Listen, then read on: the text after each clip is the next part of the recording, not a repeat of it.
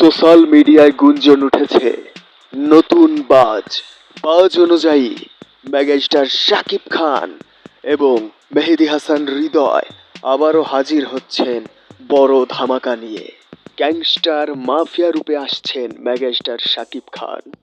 এই সময়ের জনপ্রিয় সুদক্ষ পরিচালক মেহেদী হাসান হৃদয়, তিনি যে ভালো একজন নির্মাতা সেটা বরবাদ দেখেই বোঝা যায়।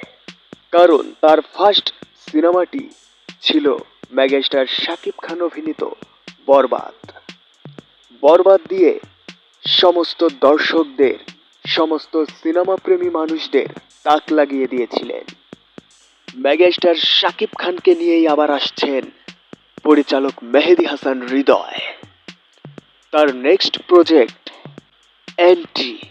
Megastar Shakib Khan gangster mafia রূপে হাজির হবেন। আপনারা পোস্টারে দেখতে পাচ্ছেন, ঠিক এমনই হবে। পরিচালক মেহেদী হাসান হৃদয় বলেন, বরবাদের পর যে সিনেমাটি বানাবো সেটা হবে আরো পাওয়ারফুল, আরো বড় স্কেলে সিনেমাটি করা হবে।